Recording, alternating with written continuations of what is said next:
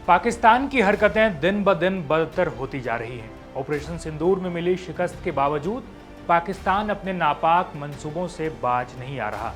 पाकिस्तान द्वारा अफगानिस्तान में किए गए कथित ड्रोन हमलों के बाद तालिबान बुरी तरह भड़क उठा है। तालिबान सरकार का आरोप है कि पाकिस्तान ने अफगान के 2 प्रांतों पर हमला किया।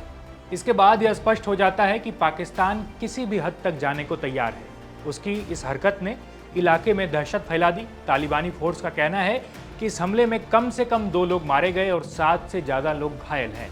हमले के बाद इलाके की इमारतें तहस नहस हो गई और तालिबान ने इसको लेकर पाकिस्तान को नया अल्टीमेटम दे दिया है। वो अल्टीमेटम क्या है, आज आपको इस वीडियो में बताएंगे और साथ ही बताएंगे कि पाकिस्तान इस हमले के बाद कैसे चौतरफा घिर चुका है और लगातार अपनी बेइज्जती के बावजूद फिर से अपनी बेइज्जती के लिए कैसे उठ खड़ा होता है। नमस्कार, मेरा नाम है जयदीप और आप देख रहे हैं India.com।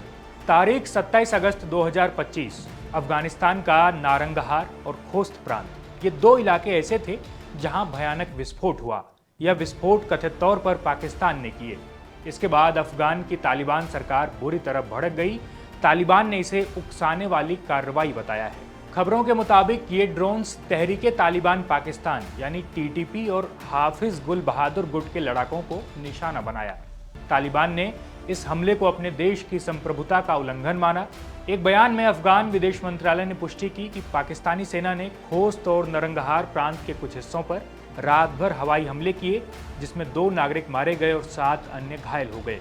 ये हवाई हमले दोनों पक्षों के बीच चल रहे तनाव के बीच हुए हैं, जहां पाकिस्तान बार बार अफगानिस्तान की धरती पर तहरीके तालिबान पाकिस्तान यानी TTP के लड़ाकों की मौजूदगी पर चिंता जाहिर करता रहा है। इस्लामाबाद ने तालिबान से इस समूह के खिलाफ कार्रवाई करने का आग्रह किया है।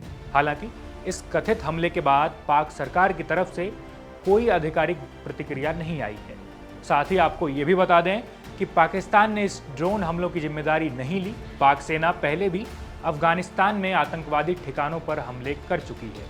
सबसे घातक घटनाओं में 1 जनवरी 2025 में हुई थी, जब पाकिस्तानी लड़ाकू विमानों ने पक्तिका प्रांत के बरमल जिले में बमबारी की थी, जिसमें कम से कम 46 लोग मारे गए थे।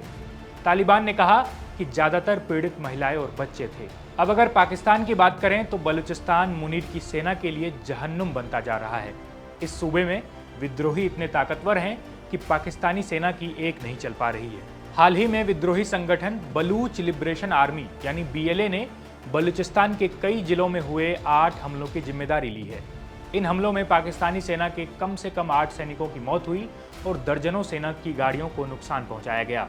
हमलों में बड़ी संख्या में पाकिस्तानी सैनिक घायल भी हुए, जिससे उनका हौसला टूट चुका है। अब पाकिस्तानी सैनिक बलूचिस्तान में तैनाती से डर रहे हैं। वहीं सेना प्रमुख फील्ड मार्शल असीम मुनीर दुनिया में घूम घूम कर बड़ी बड़ी डींग हाँक रहे हैं, लेकिन पाकिस्तान का हाल किसी से छुपा नहीं है। दुनिया देख रही है कि कैसे पाकिस्तान अपने घर में लगी आग पर पानी डालकर जी जान से बुझाने में लगा है। इस खबर पर फिलहाल इतना ही।